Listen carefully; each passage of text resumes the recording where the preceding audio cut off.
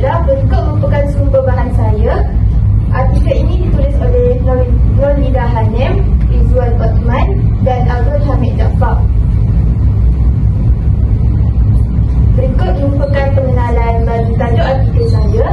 Industri pelancongan pada tahun 1980-an kerana berlakunya kemelesetan ekonomi global.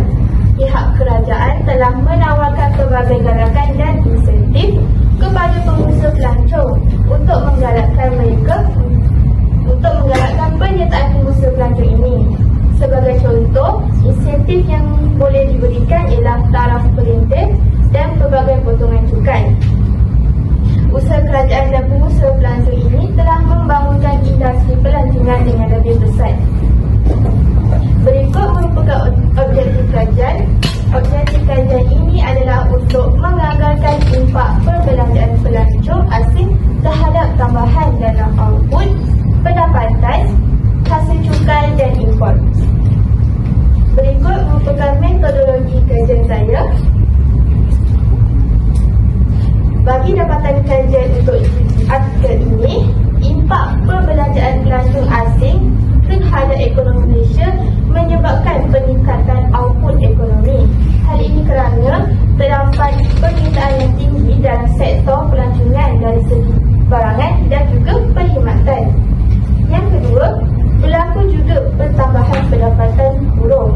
Tambahan pendapatan buruh ini berlaku di dalam sektor utama pelancongan seperti sektor hotel dan restoran, buruh dan runcit serta sektor pengangkutan.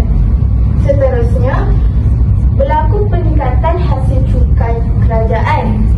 Hal ini kerana terdapat dua hasil cukai kerajaan, iaitu hasil cukai domestik dan juga hasil cukai domestik dan juga hasil cukai import.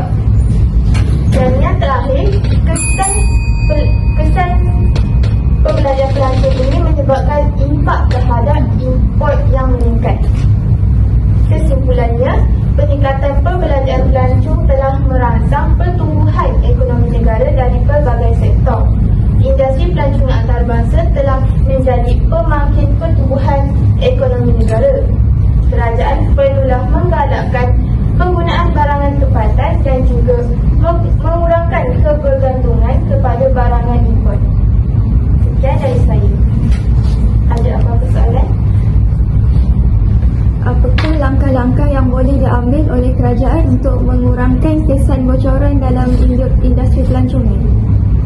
Baiklah, langkah-langkah oleh kerajaan untuk mengatasi sistem bocoran ekonomi ini seperti yang saya katakan, kita perlulah menggalakkan penggunaan barangan tempatan di hotel, seperti di hotel dan